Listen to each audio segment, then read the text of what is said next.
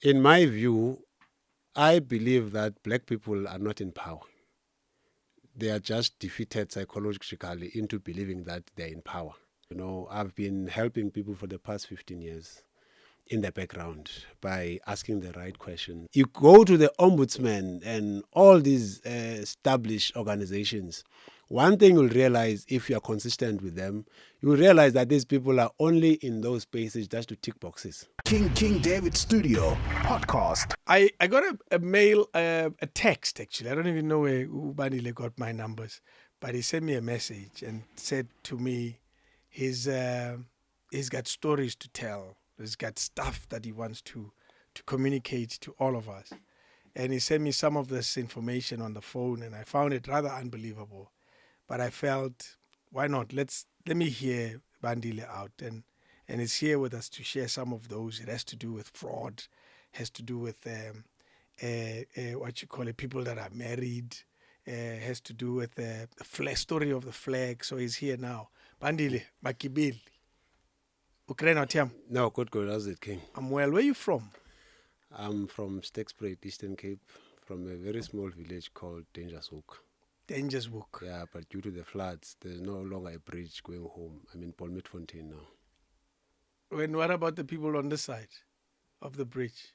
I don't know how they cross, but they find ways. So I decided to remain at Polmitfontein. How long has this been? I've actually grew up in East London. And I'm actually going back to stay there again. East London. East London, yeah, but I'm full-time in Stegspruit, Polmitfontein. The bridge thing. It was a joke. He didn't catch it. I'm still there. Sure, I relocated from Dangershoek, yes. Okay. Because there's no network, there's no electricity, but according to government records, there is network, there is electricity. Ish. Yeah. What happened? What's the problem? I'm not sure. I don't even want to dig deep into it. You know? Yeah. Could it be obviously it sounds like a typical service delivery issue. Yeah, it is. It is. Oh, service non-delivery. yes, service non-delivery. Let's say it for what it is. How do you come across some of the stories that you're going to tell us today? What makes you the guy that has some of this information? Because when I read some of the information you sent me, it was quite fascinating. But what places you? I can understand a journalist that comes across this. I can understand a researcher that comes across this. But what brings you to this information? I actually have a background of developing artists, dating back to around 2005 when I created platforms. One of my first platforms, I booked the venue called East London City Hall 3 months in advance. Okay. Only to be sabotaged 3 days before the event by the government of the ANC. Mm-hmm. And their reason was that they were going to have a council meeting. So then we had to change the venue and stuff like that. And the inspiration behind creating the platform there, it was on the basis that I noticed that government think for us and not with us.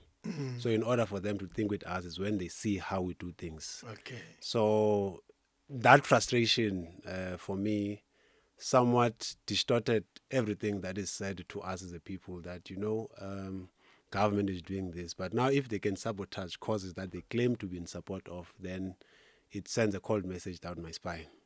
So it continued now for years where I'll be creating these platforms whereby I'll be hiring venues for poets, musicians, and different artists. Yes.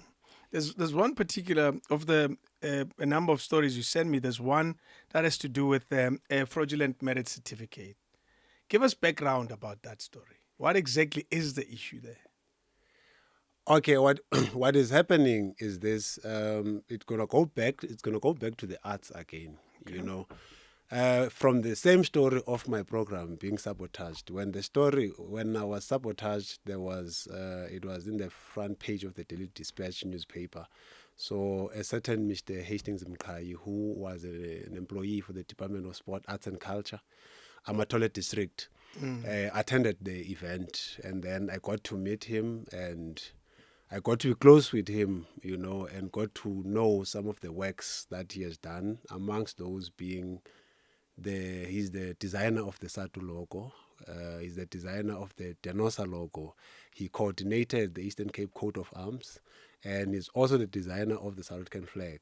Okay. So my interest was like, let me check this gentleman on Google to check if I can find his name. Then I searched him, and then I realized that, no, man, this man is not there. And how I got to find out about the work he has done. So as creatives, we'll be in conversations with him and like, okay, I take pride in the fact that I designed the SRC calendar for Walter Sisulu University where I was a student.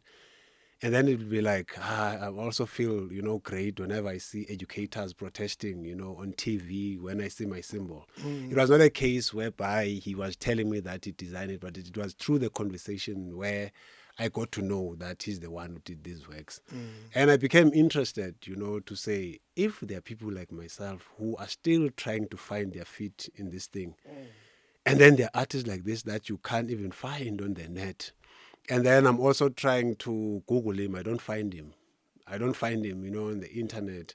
And he's working for Department of Sport, Arts and Culture. And I'm like, okay, let me go and check with the archives guys within the department if I could find some of his works, only to find out there was nothing there. So meaning black artistry is not documented or recorded.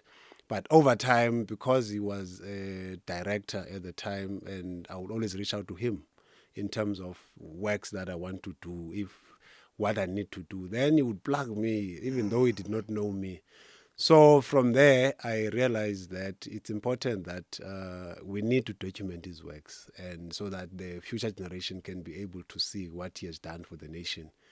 But he actually refused for me to document his works because he was a political activist using the arts. So he was not supposed to be known that he's the one who designs these symbols, because you would get instructions, to do protest banners for protest marches and do symbols, for your SATU and stuff like that.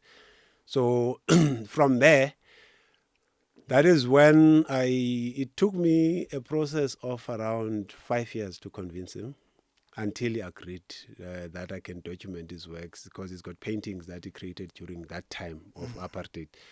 And then after that whole process, I started running campaigns, on social media, making proposals to universities for me to be able to go and lecture on the works that he has done. So I was posting all that stuff on the internet, your social media and stuff like that. And then upon the passing of a gentleman called Frederick Bronwell is the one who is recorded in history to have designed the South African flag.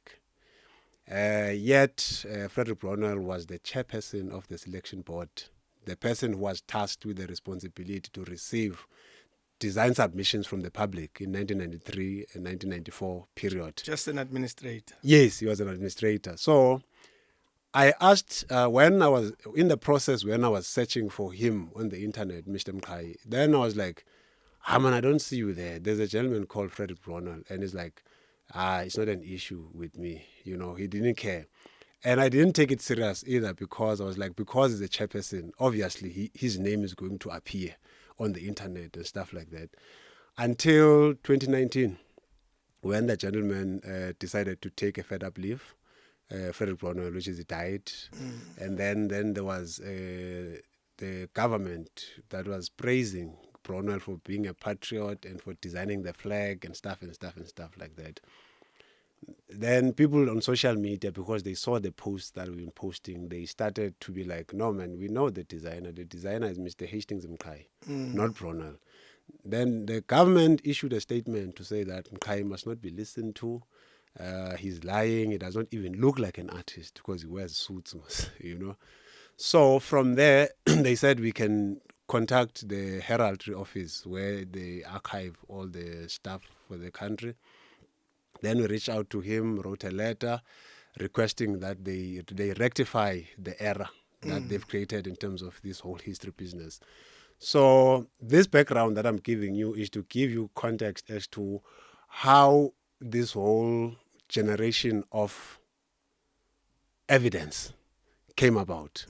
So we wrote to the ministry and requested that they give us the information so that we can be able to protect the rights of Mr. Mkai and other artists. Then they were like, they were going to do an investigation, and I issued some press statements for different media houses. And then when we went to those platforms, you can see that, almost in the media, we have a lot of what I call cadre producers and cadre presenters who get to be briefed, because when we went there, all these presenters would be asking us one question: why did you wait for him to die? As if they were briefed before we went to the interviews. Like, everybody thinks the same. They've got the same line of questioning, Okay. And then they were riding on that wave, all of them. So in the process, when they were riding on that wave as to why wait for him to die, and I was like, no. In 2011, 2012, I did a story with the Daily Dispatch where we mentioned the issue of the flag. In 2013, I've done a lecture at Rose University, WUSU, Boston, and many other platforms talking about this thing. But the focus was never on the flag, but it was about the works of Mr. Hastings Mkai. Then from there, after they heard that, I'm like, no, you are suffering from a massive level of insecurities. A white man, when he was still alive, he never defended himself. But when he's dead, it's you black people who are coming to defend him, yet he never defended himself. And around 2014, we did an interview with Radio 2000 during the morning show. We spoke about the flag. And then in the same week, that guy was on TV on a show called... Proudly South African, something like that. It used to play on Sundays, where he explained how he created the flag, and I believe that was a way for them to counter whatever we were saying on radio. And then from there, after they saw that we've been talking about this thing, but their ignorance is louder than what they are questioning us. Then now they started co-opting more media outlets not to take this story, because I remember there are two prominent platforms that wanted to take the story, like Carte Blanche. They reached out, but boom, they went silent, missing in action. Your checkpoint, they came through. Then when they were supposed to do the story, they went missing in action. It seems like there's this one person who always blocks them from running the story. Who do you think it was? I don't want to speculate at this moment, but there is something that is happening. And then they did Newsroom. You see, whenever you go to these interviews, even the presenters, they are hostile. It's like they go to a very intense briefing before they can cover this story of the flag. And then from there, they said they're going to take 2 years to do an investigation. Now the question is, why did the Herald wait for so many years, for 27 plus years, for them to record, to digitize the works and other records, of the state? Because now we are raising the issue of the flag. And then ultimately they responded with, Mr. Mkai submitted 5 designs, and then they responded with 3 designs, of the flag. So when they responded, according to the terms of reference, in terms of the flag, it was said that it must have the primary colors. Primary colors, it's blue, red, and yellow.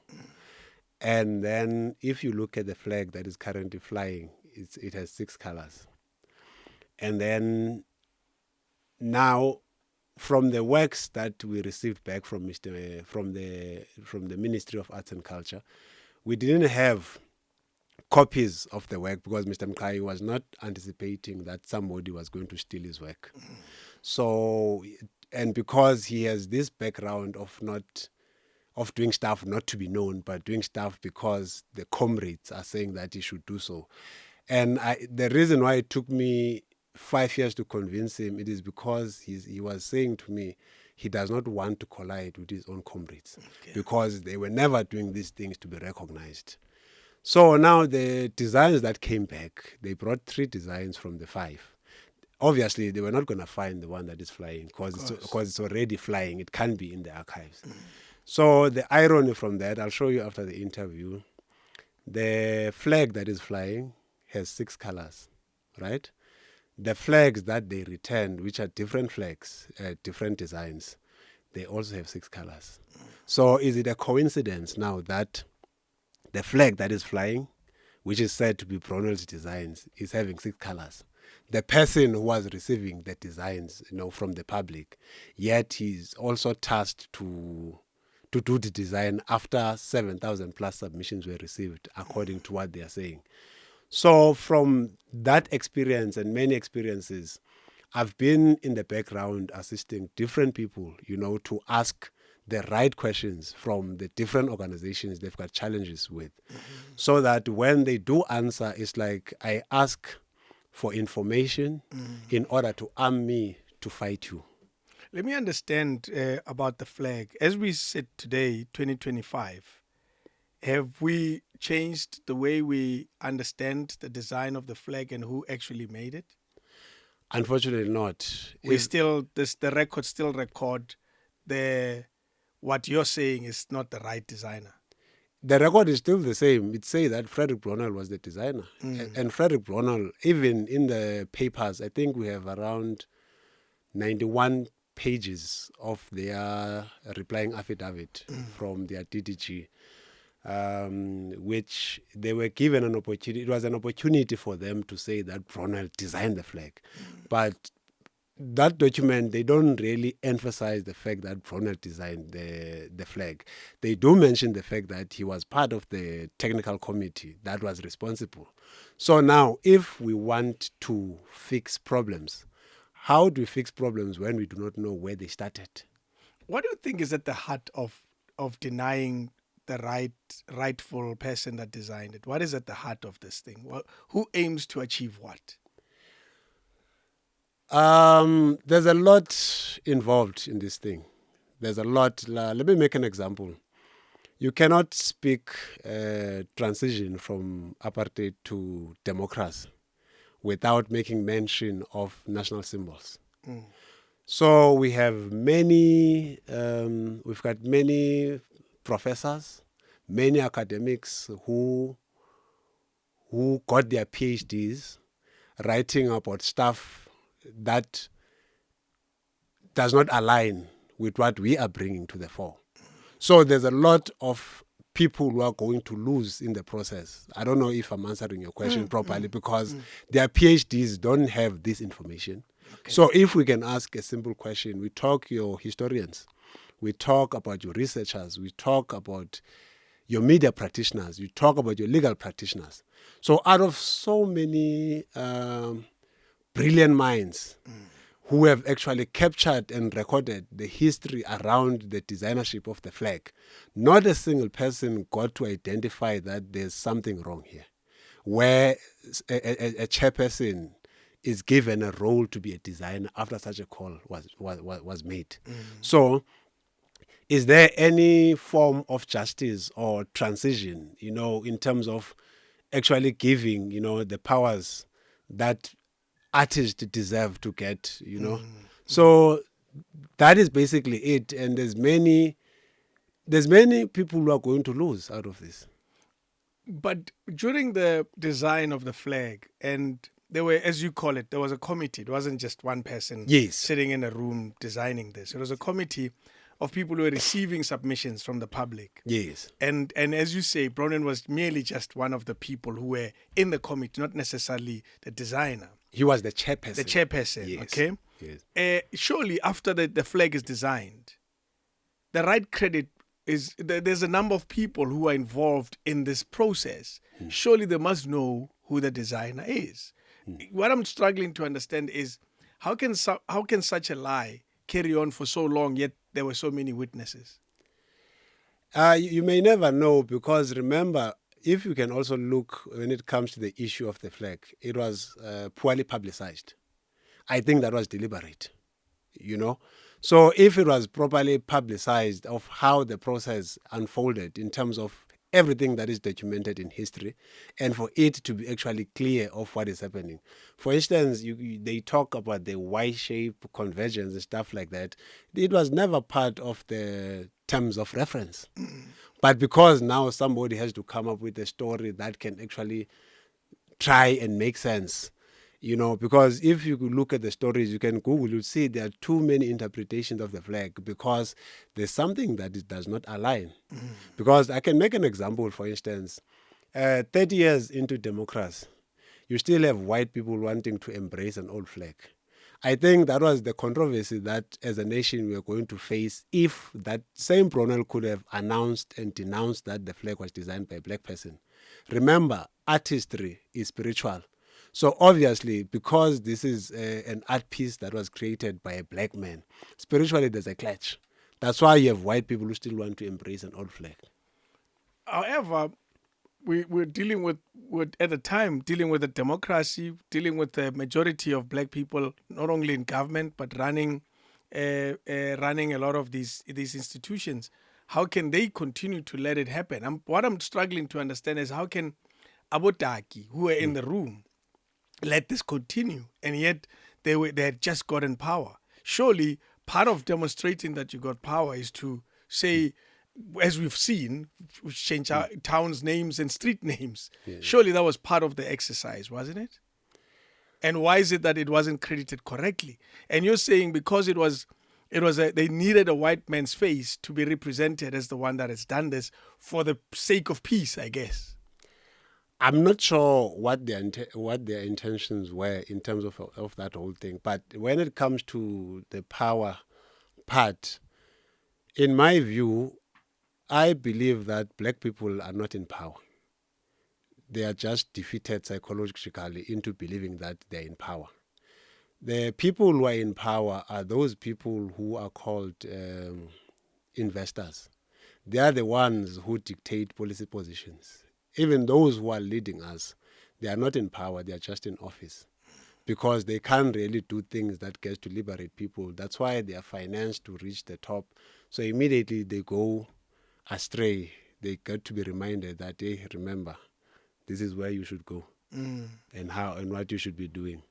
So yes, power is one thing. But in a room full of people who know who designed the flag, and some of those people are black, how do they let this carry on for long? We don't know. Yeah, remember, around that time, white people still had power. Absolutely. And access, they were still in the office. Yes. So if they have power, if you can also look at some sound bites about Bronwell, this is more like a hobby-like type kind of an exercise.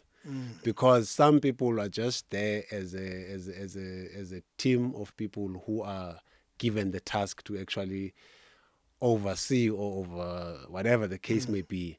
But now, if you can hear, there's a sound clip where Bronwell speaks about his daughter saying, so meaning it was more of a personal project than a national project. So if that gets to show you that it was more of a personal project than a national project. You know, how much evidence do we have that it wasn't him? Like how much evidence, physical evidence we have?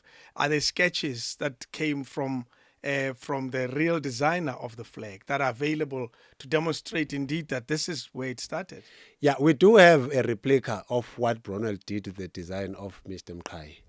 And also, we also have the records that came back from the ministry with the designs from Mr. Mkai. Yeah. Now, one of the thing is that is the issue I mentioned earlier about the issue of colors. So, Mr. Mkai's design is 6 colors. Okay. And is it the final flag that we ended up with, or no? It's not. It's not the final flag. Yes. But all the 3 designs we received back from the ministry, they have 6 colors. So, can you be a chairperson of a selection board for the organization you're working for? And then people make submissions, and then you, the one who's receiving the works from the public, you get to be the one who's going to win. It's like you're a referee and the player at the same time. So is it a coincidence that your design is gonna have 6 colors? You're a referee who actually scored a goal. That's who you are, and that's what happened here, as far as you're concerned. Yeah. Interesting story. And in terms of your involvement with it now, how much work still goes on in trying to correct history? As we are speaking now, I'm from the office of the Ministry of Arts and Culture, which is Mr. Gayton Mackenzie. I went there to make a hand-delivered submission because I see that he seems to be an innovative minister. Because legally, Mr. Mkai has a lot of grounds of winning this particular case. Because also, since I generate evidence, I assist different people to generate evidence. Is that it's easy for me to see the merits of a case before the actual case begins.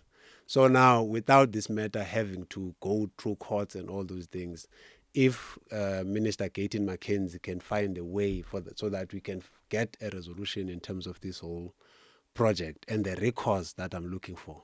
But the recourse that I'm looking for, apart from recognition, is beyond the flag. But I'm using the flag as a yardstick for me to actually get this recourse that I see in terms of bettering the lives of artists. Have you tried other ministers before this one? Yes, it came from the office of Minister Natim Teto, Okay. the correspondence with the designs of Mr. Mkai. Yes. Oh, so We've tried them. We've even went to the portfolio committee in Parliament because I tried to exhaust all available avenues. But it's unfortunate that the majority of people who occupy those positions are just people who are deployed politically, who don't read, who don't understand or take anything seriously. do you have renewed optimism now with a different minister? Yes, I do have, even though I do also have other creative solutions, because the solutions I employ are not the ones that I'm given by the government. You cannot give me a solution on how I should fight you. I create my own mechanisms on how I'm going to fight you. So, which is what forms part of this whole evidence generation project that I'm running, you know. Is there? Do you sense, like in the past when there were people trying to stop the information from coming out, do you feel there's an effort to make sure that people don't get to know this? There's too much. Too much effort. I can just make a simple example. I think it was 3 months back. I was doing an interview on Newsroom, and then the interview I went there to do, it was about a program I was trying to run in Stakesprate, where I take these young people to Paris or London, you know, and then the presenter got interested, in the story of what I do, and then asked that, is there anything you'd like to talk about outside of this in terms of your work? Then I mentioned the flag. I can tell you that part of the flag was cut, yet it's a live interview. As a result, no, I'm telling you, like, it's live. It's live. How can they cut it? They said they edited. It was edited. They've got the what, and I requested them to remove all interviews with my name because they are not a credible platform. So if this interview doesn't go out, you will question a lot of things. If you explain to me your reasons for not taking it out and they make sense, I'll understand. Yes. It's easy for me to understand. But if it is not communicated, I believe that if you do something, do it properly or don't do it. So now, don't worry. We don't have handlers, comrade. Sure. Don't worry. Yeah. If they're there, I've never met them. I haven't met them yet. Yeah. So that is basically what is happening, because it's very tough, because you can see that there is a very concerted effort when it comes to this, but I can assure them, whoever they are in the background, they must know that this story will never stop. The flag it's clear who designed the flag. Yes, it will never stop. And one of the reasons we are here, we may not necessarily be the ones to actually change the narrative around the designship of the flag. But because we are here now, we are putting this on record so that those who come after us, they will be able to know where the problem started and which solutions they can employ to ensure that they simplify life for those who come after them. In the same way, what I'm doing currently. We wish you well. Do you have deadlines for when you want the truth to come out? Not come out, for the truth to be recorded correctly. No, unfortunately, I do not have deadlines, because around 2023, we got an invitation from the state attorney for a roundtable meeting. Unfortunately, around that time, I was going abroad, on a project that I was working on. But then I requested them to send us an agenda, like the points of discussion, Of course. so that before we go there, we know. And the reason why I requested that is because I was going to issue a press statement so that I invite the media, because we can't be doing a round table meeting for a national symbol. We do small corner meetings, yet this is a public entity, you know. Then from that point, they never came back. They went missing in action till today. That's more than 3 years ago. Yeah, the Office of the State Attorney in Pretoria. Wow. When we started this conversation, we touched on IDs and fraudulent IDs. That's what led us here. Yes. Yes. Yeah. What is at the core of the fraudulent IDs, and how do you come across that? As part of me generating evidence, I operate from the background. You know, like I said, that you can't give me methods on how to fight you. So since I've been also, how can I put it, abused by the government for doing good to my community and learning how they operate, you know, I've been helping people for the past 15 years in the background by asking the right questions from this organization, so that when this organization don't release the information, I take that information to instruct attorneys, just like in the case of Mr. Mkai. Because this thing is not unique to Mr. Mkai. The only difference is that Mr. Mkai's case is it's a national symbol that everybody is seeing. So I've been profiling cases by writing these things, and then I happen to have come across some very harsh experiences that actually prompted me to be here today, because there's I think it's Advocate Skakani or something like that who said, that's how I interpret what he was saying, that as a people who are in the know, we are silent about what you know in terms of what is happening in the background. But when committee members are crying, we cry with them. Yet we know what is happening in order for us to inform the public. Understandably, mainstream will never accommodate this type of content, because the owners of those platforms are part of the bigger syndicate themselves. So that is why they're going to block everything. So I realized that was touching me, that I need to reach out to alternative media so that I get to speak about my experience. Let me first outline it like this. If I'm dealing with a matter of your family, I'm not a lawyer, but I'm going to advise you how we are going to go about this whole thing. Whether it's a labor-related matter, I actually have passion for probate law, which is the deceased estates and all those things. Then what we do, I create content for you in terms of the questions you need to ask. I know that something that we're gonna use even later if it happens to go to court. So I've been helping these people to compose content, and then request these organizations not to call, but to write down, because that's how we are generating evidence. Then when they refuse to release the information, even if they refuse to write, that's why I hand deliver my material like I did today, to have evidence that I delivered this, and then I copy it. Then from that experience, all those emails are coming to me. And then now everything that they are saying, I got to understand it to detail and found ways on how I'm going to fight it. So there's a case of an old lady back home in Stegspruit. The old lady's name is called Miss. I'll mention her name because she was very, very traumatized. As a result, I requested for consent to speak about her experience in terms of what happened at Stegspruit Magistrate Court. And this old lady got married in customary marriage in 1980, and was blessed with 5 children. The husband was a taxi driver, and unfortunately, they never registered their marriage. But it's still recorded customarily. Yes.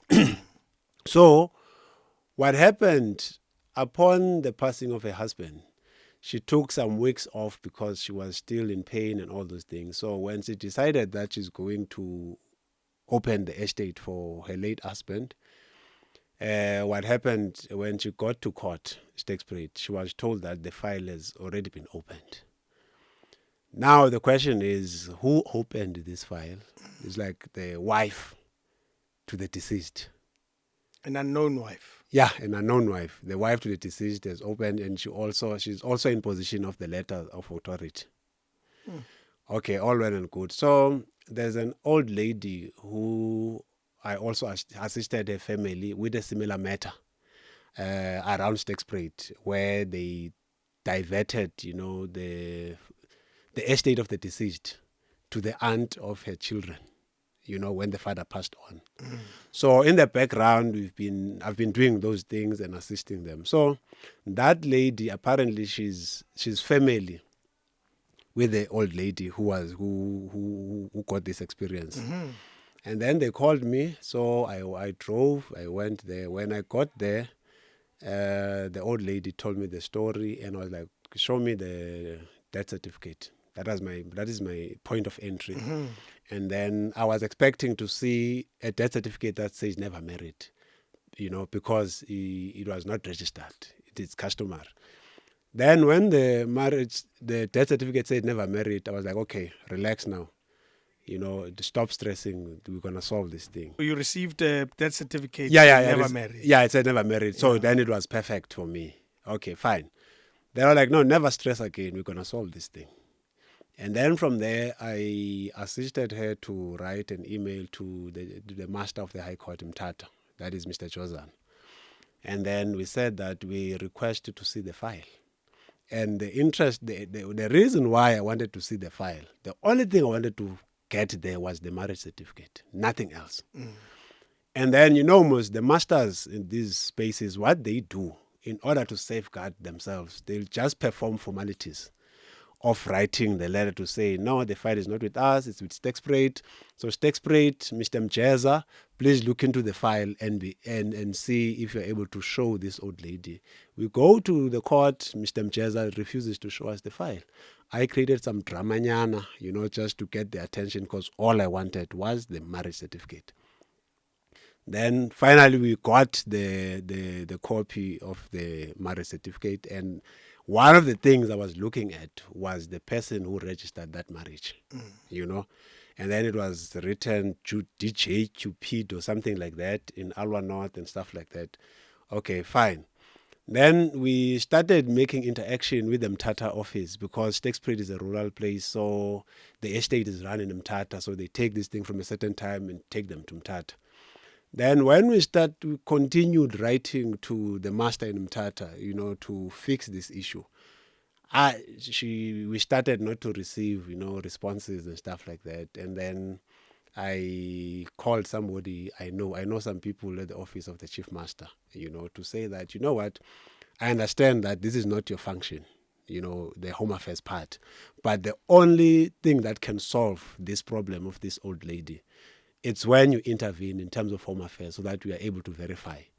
By that time, I've already called people from home affairs that I know who are working in the head office to check, but you have a person of this nature, so that we can see, because that if we happen to instigate a case against things, later on we'll have all the necessary documentation, to use. Then the office of the chief master gave them 7 days to actually come with a solution.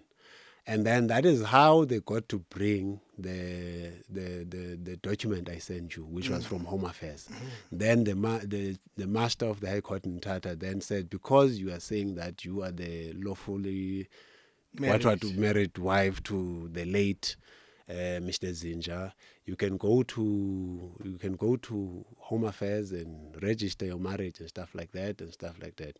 Then she did all of that. But you must know, there is a serious syndicate, an operator from the courts, Home Affairs, the financial institutions. With what ambition? The ambition is to divert Inanziga Amafa, the estate of the deceased. Yes. Yeah. And those people who are doing that are those cadre employees of the ANC. Even if you can try and report these people, you are reporting them to the bigger syndicate. So that is why they have the audacity and the confidence of doing things the way they do, because they know they're not going to account anyway. There are multiple complaints, even in Stekspruit, of the same individual, but that individual does not leave the workplace. What then happens to the lady who's claiming to be the wife to the deceased husband and, well, wrongfully or fraudulently claiming? Nothing is going to happen to her. She's roaming the streets freely because she's in partnership with people from court. But do you... And it's not an exceptional case to Stakespray. It's something that is happening nationally with all these courts, including the financial institutions. But with regards to this particular one, do you then overcome the challenge? Do you solve it, so to speak? No, we managed to solve the issue because the old lady would call me around 12 in the morning, a.m., saying that she received like a summon this big, wanting to take her husband's cars. And then I go to a place, I drive to a place in the evening. Then I'm like, okay, how did you receive this? And she's like, no, I got it under the door. And I was like, Chisalando, which is alone.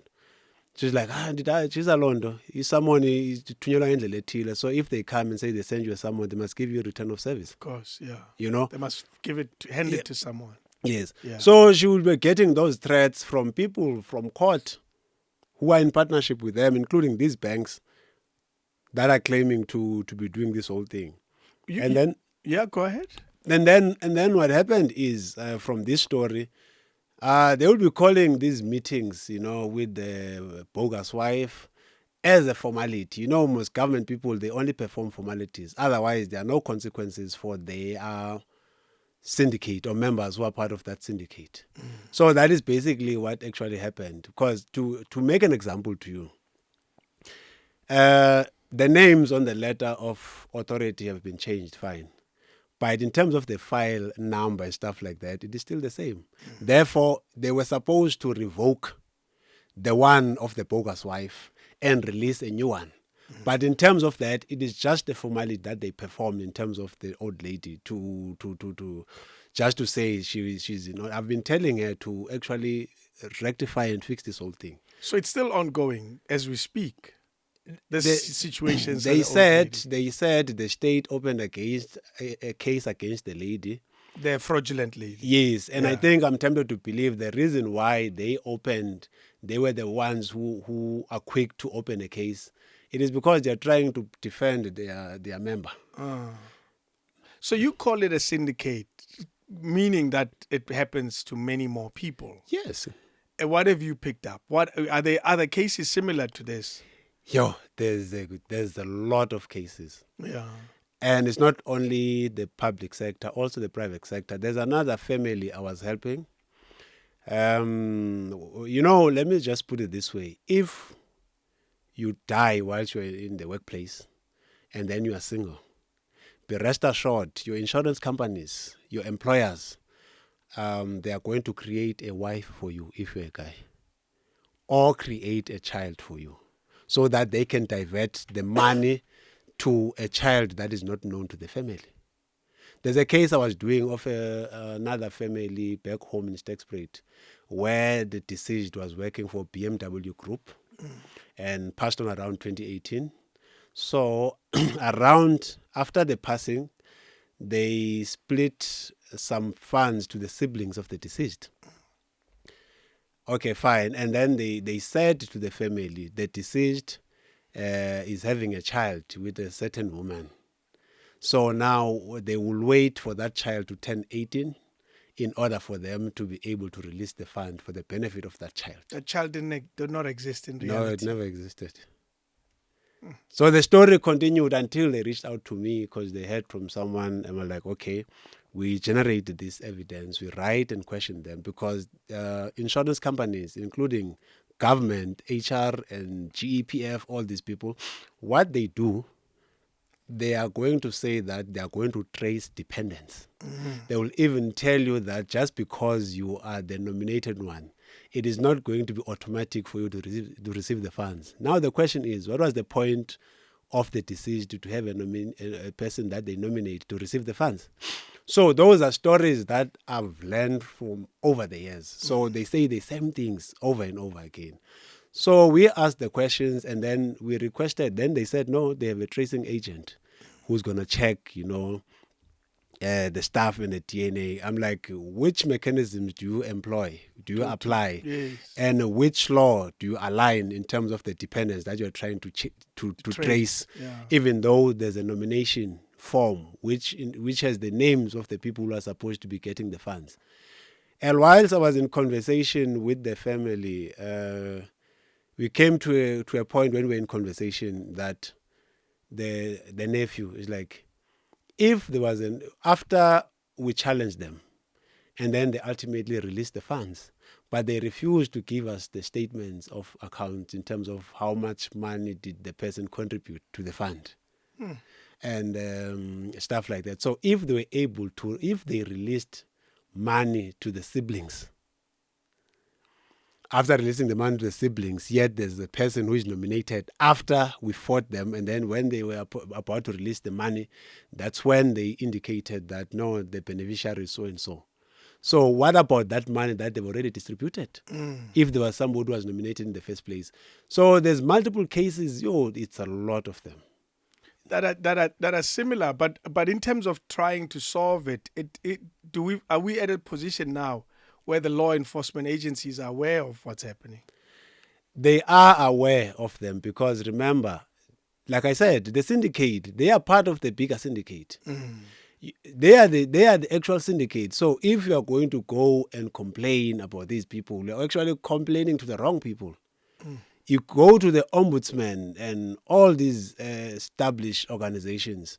One thing you'll realize if you are consistent with them, you'll realize that these people are only in those spaces just to tick boxes.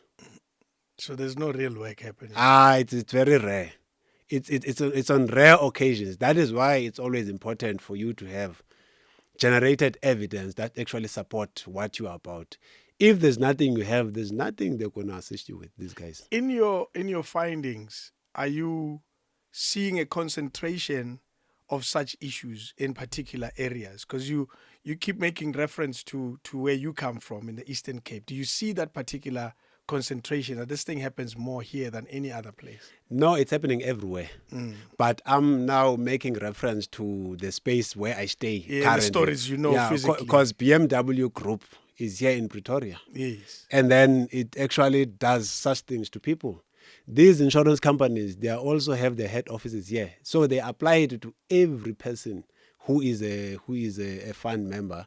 Even these HR offices. It's happening everywhere. At the risk of saying it's BMW, and I say this very deliberately, yes. Could it be people in the system?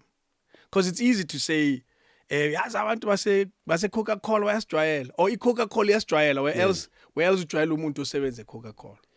Okay, let me put it this way. Remember, the syndicate is the group of politically deployed individuals within those spaces.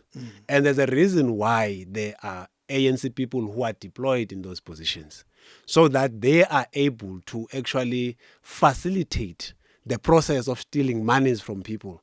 Now, talking the way that I do, you may find that those who are owning BMW Group are not aware of what is happening there. Do you understand? And now, because also with these insurance companies that are administrators to these organizations, it is comrades who are there who are doing this whole mishmash of actually diverting funds. With the cases you're dealing with, are you achieving anything that you're able to say, we've achieved this and this and this so far with the program that you've been doing? Yes. For example? All of those that I've sent you, they've all come out fine. Tell us. People don't know what you send me. They don't know what you send me. Yeah, for instance, recently there's a matter of another old lady whose money was actually not paid, and then she was working for the Department of Education. So I generated the evidence by asking the questions, assisted the old lady from Free State, Zastron. She was working in the Eastern Cape for the Department of Education. When you say money is not paid, is it retirement money? It was a gratuity money that was not paid. Okay. And how I got to know about it, it's like, just like Mkai and everybody else, it's like we are in conversation. And then a person is like, those people I was working with we were around the same notch. They got so much money, and then I got little money. I wanted just a conversation. And I'm like, no, we're not gonna let this slide. Let's do this thing. Then we start the conversations up to a point where the department, when it decides not to respond, then we instruct lawyers to actually apply maybe to do a prior request using the information of the questions we asked the department. Then because they are going to be reluctant to release the information, then from there we apply through the attorneys an application to compel them to release the information. So after they release the information, we use that information to fight them. So recently we had we applied for an exception, not an exception. We applied for a strikeout of the defendant's defense, and then fortunately we succeeded with that one. So they were given until the 5th of March to actually pay the money with interest to the old lady. What was the reason? Was it just thuggery? Why was she singled out as someone who was not getting her money? Because you say she was telling you of a story of others who got it, but Yana, she didn't get it. What was her story? What was the reason she was singled out? No. She got payment. Like let's say, but not all of it. Yes, not all. Like it's Yes. like we're having the same notch, and then now when you retire, this other person is getting maybe 250,000, And then they 10,000. So now because people, it was just a conversation. Most of these cases they come as conversations, not necessarily something that I'm ready that this is what is going to happen. So that is basically what actually happened. What draws you to these? What makes you want to solve these problems? Because you could be minding your business. No, I've got a strong. I don't know. Should I call it my philosophy? Is that if you are in a position of influence, no matter how small, I think our duty is to put our efforts in ensuring that we fix the environment. Because in the small space that you occupy, So because I'm in the know of some of these things, then for me, I need to use what I know to assist people, because you may have life covers with millions, if not billions, for your offsprings. But then if the environment is toxic, even your own kids are going to suffer because they won't be able to enjoy those billions. So I should say that is one of the driving factors for me, to say at the end of the day, if I know that I can help a person with what I know in terms of, I think we were born to simplify life for those who come after us and those who do not possess the level of exposure and experience that we have. How do you keep this going financially? It clearly must be a strain. You said you traveled to Pretoria, from the Eastern Cape. How are you able to do that? I am actually in the multimedia space. I do graphic design, I do photography. Sometimes I finance them through the work that I do. Okay. And also organizing events and stuff. So I'm able to finance that thing. So this is self-funded exercise. Yeah, it's a self-funded exercise. This is God's work. Yeah. This is God's work. Yeah, it's a self-funded project, But don't you sometimes get discouraged to carry on with it because it doesn't always yield results? And it's not for you personally, it's for other people. As far as my experience is concerned, I've never touched on a project that I ever lost. For as far as I've been doing what I'm doing. Is that what keeps you encouraged? Yeah, and also to see, people being rescued, that's what's important to me. Sometimes you need to have an extension.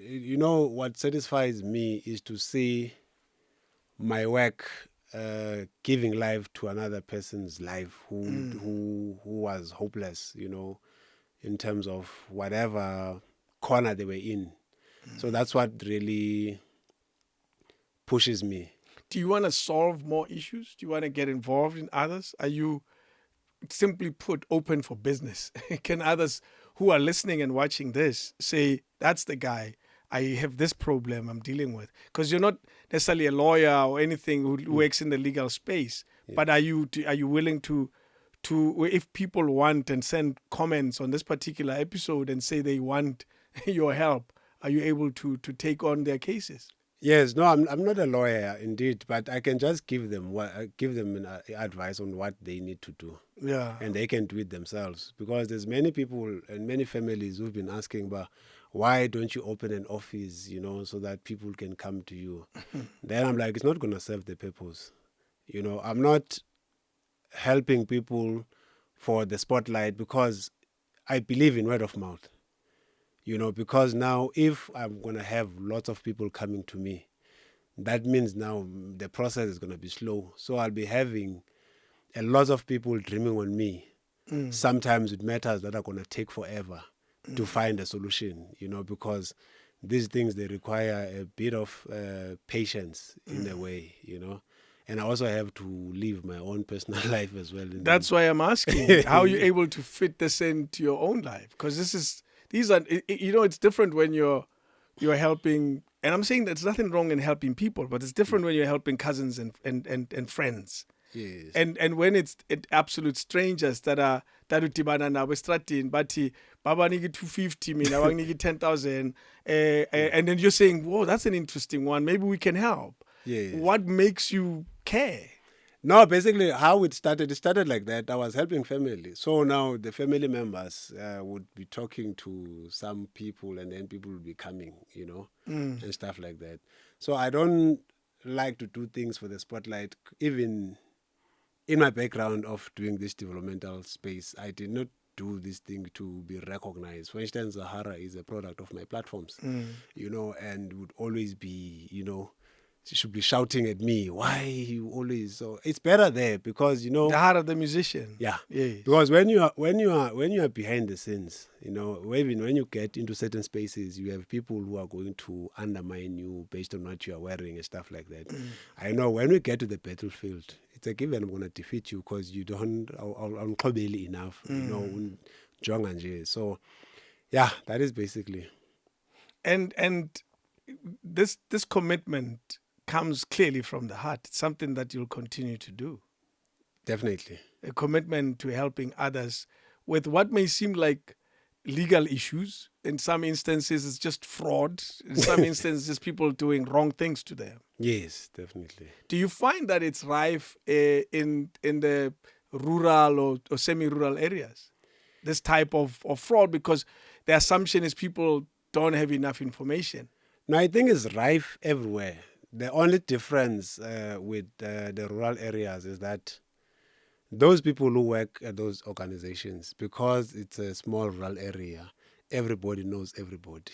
So it's easier there to facilitate this thing, because they'll be like, I remember there's a family I was assisting about an issue relating to their farm, where we found that there was money in their trust, yet their trustees, they are not aware about the money and how the money got into the account, Whose money was it? Hey, money is traceable. Yeah. So now when she went to court to start the administration of the deceased, when she got there, when she reports what the deceased owns, and like, where is this? Where is his truck? Where is his this and that and that? So that kind of a setup, that's the kind of setup we have where we come from, where people don't separate between running a household and actually being part of an organization. So they don't separate their personal feelings from those that they dislike. So they would make everything in their power to make life difficult for you. What are you learning about human beings from dealing with these? There are two possibilities to your answer: that humans are evil, or humans are not well informed, or humans are kind and easy and giving, and that's why they're taken advantage of. And maybe you'll say other things that are unrelated to what I said. But what are you learning from dealing with these difficult situations? About us as Abantu. Yeah, what I think is happening, I think we are suffering from a deep low self-confidence. And the framework of success that has been imposed on us makes us to disregard who we are and to understand our own personal development in terms of our individual preferences on how we prefer to live our lives. You used Now- a lot of big English. I want you to go back, and so we use simpler English. Okay. The framework for success. Yes. You use it as you brushed it and passed. Yes. And I can imagine what it is, but I want you to explain it from your perspective. What is this framework that we are all marching to? Yeah. Okay. The framework of success is that you need to work hard, have lots of money, buy an expensive apartment, buy yourself an expensive car, and work at a nice place and earn lots of money. Ne? And then that is the framework. In that process, leading to actually reaching that success is that you disregard your health, that is number one, because now the majority of people who are successful, they don't acquire that success in the rightful ways, So some are prepared to kill, to reach the top, to do all funny things. So if, for instance, you grow up not having money or don't have access to certain things, I think when you're older, it becomes one of the most important variables in your life. Now, when you reach the top, you get to have this money. You get used to this money. You get used to this expensive car.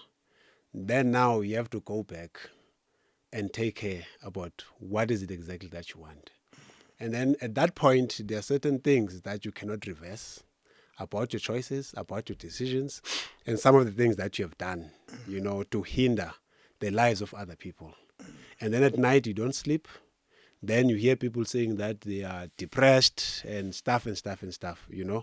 So that is the framework. So what I have come to learn in my life is that the best success for me is to be in alignment with myself.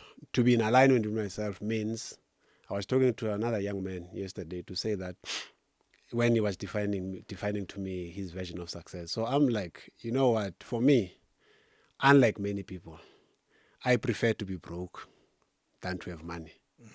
And then he asked why. I'm saying because all these multiple streams of how I make money are a direct consequence of the time when I was broke. Because when I'm broke, I think of ideas on how I can put food on the table, how I'm able to have this and that, But if I've got money, the only thing is to spend the money. So whether I've got money or not, I still feel the same about myself. So if when you don't have money, you feel different from what you are, then it means you are not in alignment, and then you're not in alignment with yourself, and also you are not as successful as you think you are. The best success is to be in alignment with yourself and feel the same way. So what is to be successful if you don't sleep at night? Because the very same money you were chasing, now you have to get some medication to try and regain the same health that you compromised on your quest to reach the top. So that low self-confidence comes in a space that I want to speak highly of Mr. King David, that he's got a beautiful studio and stuff like that. But we don't know what you had to sacrifice in order for you to reach this level. Do you feel those whose perspective of success is the framework that you spoke of, the framework of a beautiful house and a nice apartment and a car, do you feel they are likely to compromise themselves, not only health, because that's the example you used, but in other ways as well? Yes, in many instances, they do. Because, for instance, you may find somebody who is renting, let's say, an apartment of 20,000 just because of wanting to get that, living posh in a certain space. So there is something that you compromise one way or another just to be relevant.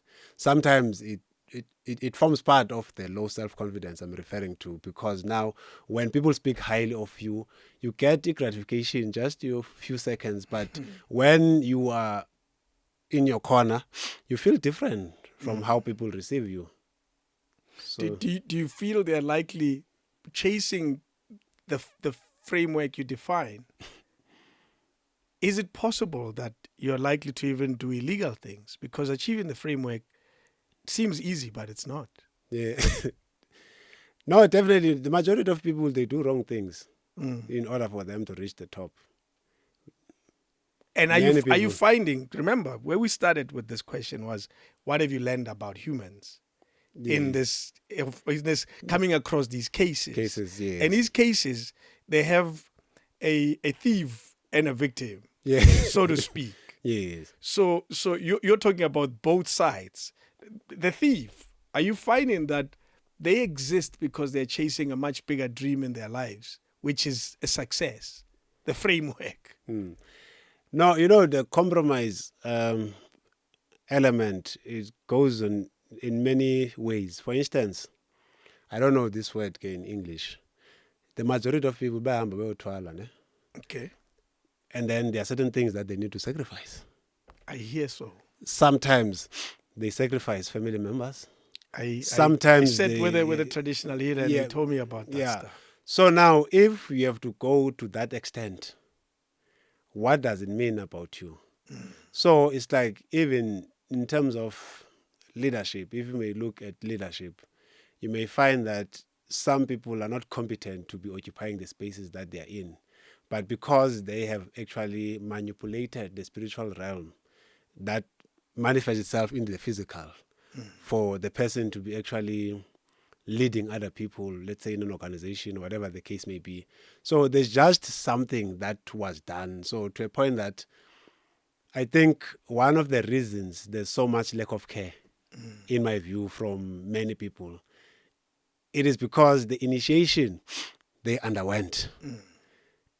It's like, if I'm going to release funds for King David coming to ask for a sponsor to travel to China, and I've never been to China, how do I release these funds when I had to do ABCD that is only known to myself? To get somebody just to freely get money, obviously I'm going to be a stumbling block. So I'm not sure if I... No, I hear you. I hear you. If I understand you correctly, you're saying you've never been to China. I'm coming asking you, Yes. as a representative of an organization, Yes. and I'm coming with a proposal that has a trip to China and some 5,000 yana spending money. Yes. And you're thinking, and you have the powers to approve it. Yes. And you're thinking, how the hell do I give this guy? So you're saying that's the care that some people do not have. Yeah, definitely. And that causes, they call them gatekeepers. Yeah. I think that's also one of the contributing factors amongst these needs. Yes. Let's come to the side of the victim and the many that you come across. What do you learn about us as humans on this side? Is it possible that we don't spend enough time trying to understand things? Or is it possible that the power on this side is so strong that it overcomes us? Or what is the reality? Why is it that there are so many victims of fraud that you come across in this country?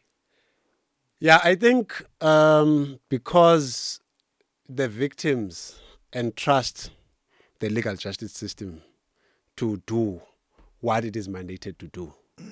As a result, they are comfortable that, okay, fine, if I go there, they are going to fix my problem and stuff like that. So they become so comfortable that it's easy to do ABCD and stuff like that, not knowing that what is happening in the background.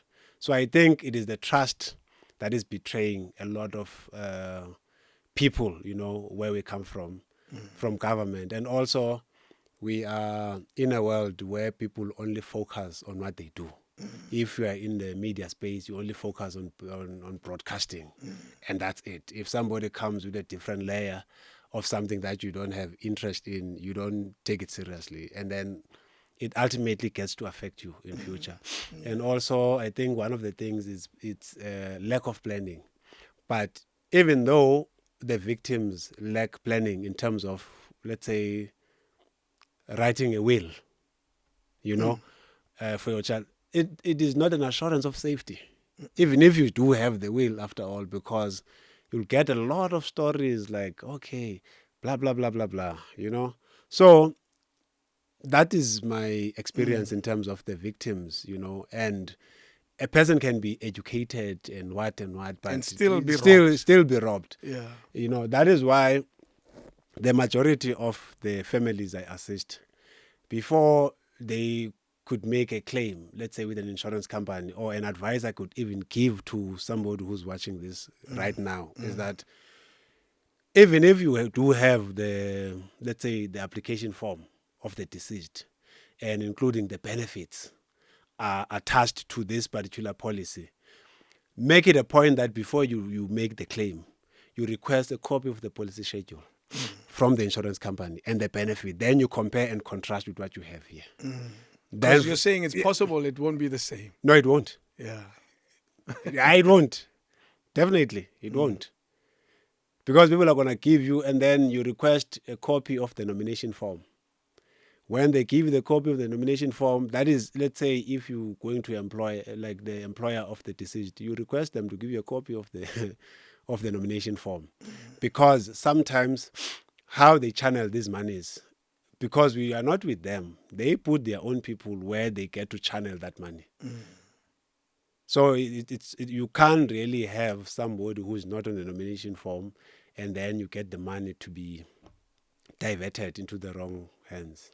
Jeez, it's a sad reality of South Africans. It's a sad reality that I find a lot of the things at times that we're just not informed enough. Yes.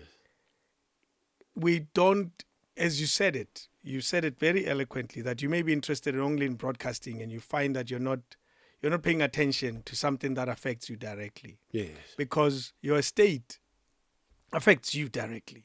What you leave behind affects your loved ones directly. But because when you spend all this time kahleli ball stadium, uwina ma trophy, uba nemali, but you didn't pay attention to this small part of your life. Yeah. And clearly that's something that you're finding out as well about us. Yeah, definitely.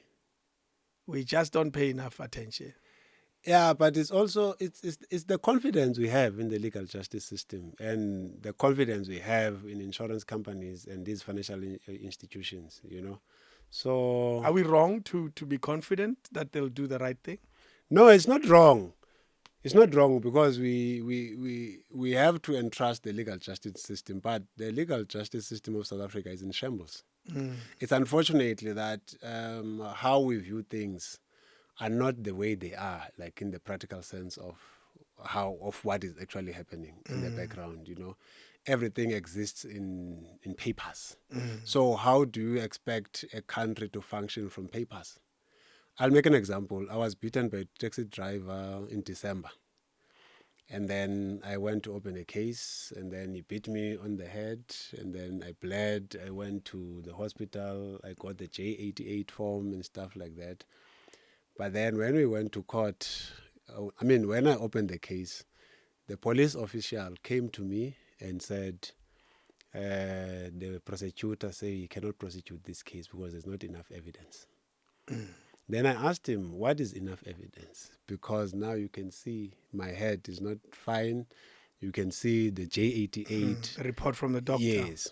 Then I take this matter, I report it to their national office, lodging a formal complaint, which is not my first time, you know, even when I assist people. And because I know when it gets there, they're going to downscale it to the province, SAPS. Then from SAPS, they're going to take it to the district. And then they're going to task a person to come and investigate. Okay, what they call investigate. Sure, yeah. It's just a formality. I like how you're saying what they call investigate. Yes. What do you call it? It's just a waste of the state resources. Okay, all right. Yeah, so by performing a formality, some guy from Mount Fletcher came and they did the investigation, and then they sent it to Alwa North and Joe Gabi, what. Only to be told that no, there's no case. The issue is with the prosecutor. He does not want to prosecute. Because? There's not enough evidence. But that's not enough for you. You're saying there is enough evidence.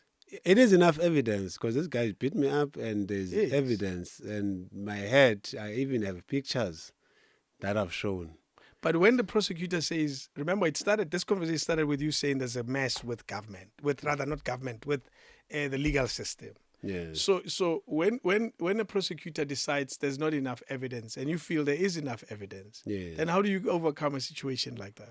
No, what I requested from the police was for them, I believe in written stuff. I don't do. They like to call because these calls, there's no evidence in these calls. Because even if you can do these sections, to source it from the network provider, they are going to play hide and seek, So it's better when they write. I requested them to write down, including the prosecutor, called Kasamba, to write to me why he says there's not enough evidence. What kind of evidence is he looking for?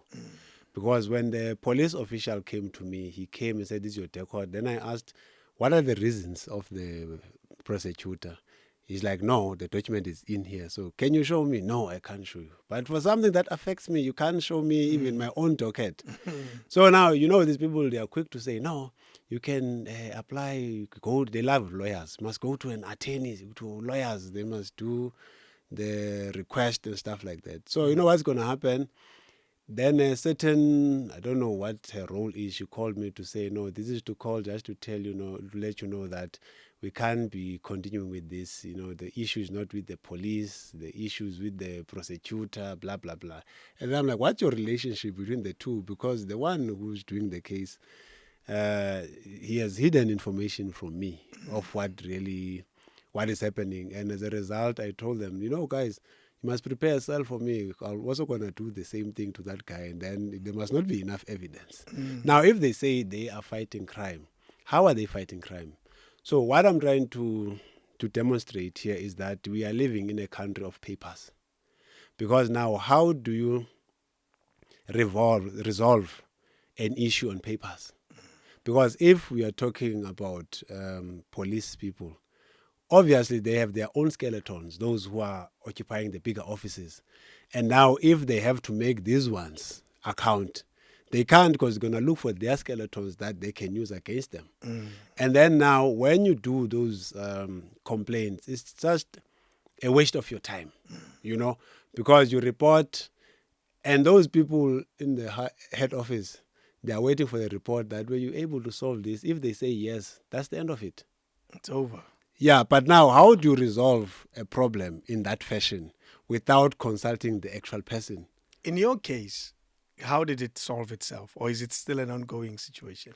No, I'm still employing my own strategies on how I'm going to deal with it. I take time. But as far as you know, right now, there's not enough evidence. It's thrown out. It's thrown out. Yeah. It's been thrown out. They are going to do their reports, send it to your friends at the head office, and that's the end of it. So that's the reality that South Africans are facing. They are facing a reality of papers. But if you say you're going to apply your own strategy, the average person who doesn't have your type of strategies to employ, they wouldn't know how to overcome this. I can tell you have your own strategy because you're familiar with the system. Yes. Not all of us are familiar with the system. We're just living our lives until somebody hits me in the head and then the court say there's not enough evidence. I don't know what to do beyond that. Yes. You see? So what do you say to that person who is just me? Yeah, it's very tough. It's very tough because this leadership of papers is a serious problem. I can make an example. Let me just an example outside of what we are talking about. There is what I call the most useless portfolio committee you can find in Parliament called... Which one is that? Yeah. I didn't say that. No. That's the most useless portfolio committee you can find. But that's the portfolio committee that finds out malfeasance and misuse of funds and all of that. Yeah. So... why do you call it useless? While you're at it, why do you call it useless? No, I'm calling it useless because I've dealt with many portfolio committees with these matters. Because obviously, it's not my name that's going to appear there. Of course. It's the names of these people I'm assisting, So now I actually lodged a complaint. There's a festival they are doing in Stakespruit called Sinku Tourism What Festival, right? Now, as far as my limited knowledge is concerned, when government is highly regulated when it comes to generating profits from the public. Ne? That is my limited knowledge. So Cinco municipality released a tender for an implementing agent to come and implement the festival for them. Okay. Fine. And then they invite celebrities because they are groupism of development. And then the money of our region gets to be paid to Gogos Cotain. What impact does Gogos Cotain have, in Stexprate and stuff like that? So now I lodge a complaint with those people to say, because now sometimes, because most, these people who are in these offices, they undermine a lot. They look at you like, it's not going to do anything because our comrades are going to fix this whole thing. Then I lodged the complaint up to this day. I lodged the complaint around November. There has never been a response except acknowledging. I've been making numerous calls to say, guys, this is the situation. What do you do? Because now these guys in Stexprate from the municipality, they are charging people money to attend the event for a government event. It was going to make sense if, let's make an example, if it was Bandile organizing the festival. True. And then they come to partner. True. Then on condition that I promise to give 30% or 40% of the proceeds to a certain organization. Not in Stexprate. Not in Stexprate. So if now I believe in being practical in things, you understand? So I'm talking about things that I know. If they say when you want to complain, you must do this, I do it. Practical. Why don't you take it to the public protector? I have not considered that. Instead, I considered instigating legalities against the municipality. Okay. Ne? But the unfortunate thing that I did is that the law firm that I approached, I've come to learn based on the approach they gave me when I requested them to assist me file a request, a PIA request, knowing pretty well they're going to undermine it and then apply for a thingy. What is this thing? An application to compel them to release the information. Then instigate legal remedies, for artists across from Stexprate, Cinco municipality, So, and then because the focus was on this one, with the case I'm having with the MEC, for education in the Eastern Cape, just like the flag one, I took a back seat, focusing and finishing this one. This one is nearing the end now, Okay. Then after that, we do Cinco because we can't be running developmental programs in Stexprate, in Cinco, empowering the youth of the region, trying to give them the experience we have of developing others, And then at the time when they're supposed to be channeling the money to people of Stexprate and other areas in Cinco, they are busy bringing Ogogos, Koteni and celebrities who have no impact whatsoever in our region. So that is basically what's happening. So what I was trying to say, these spaces are just on paper. Because even if they were to act, they were going to protect their comrades and do all of that. Yeah. And then they just write reports. Our government depends on memorandums and paperwork. I wish you well. I think your efforts are to be celebrated. And I hope one day you look back and you look at a society of people that are living a better life. And part of that is because of your contribution. However small some people may see it, but if it changes the life of a family, a life of someone, it is great. And I can only look at you and be in awe, which is why when I was reading your stuff, I said I would not even begin to do these things because we always look at our lives and go back to the framework. The framework of success that we've created as humans, and you say, I do not have the time to go help that family whose house has been taken by some thugs, and you have not only the time, the patience and the commitment to do it, and for that I can only applaud you, Atiam. They say do the best you can in your little corner of the world, and you are a perfect example of someone that's doing something in their little corner of the world, and for that I encourage you, and that's probably why I agreed to this, because I read through your stuff when I eventually found time, and I said, "Geez, man, how the hell does he do it?" Yes. And I'm sure there are more cases, but we only spoke of a few. Yes. Yes, and I can only wish you well and encourage you to carry on. Never stop. Society needs those who will fight for us when we don't know what to do, and that's why the society has brought up Abu Albert Lutulis of this world and Abu Nelson Mandela's of this world. He was minding his business as a lawyer. He could have carried on with that and created a successful life, but he gave up so much time of his life, so many years of his life, to try to fight for those that couldn't fight for themselves. And you are one of those. Otiam, Thanks. Bandile.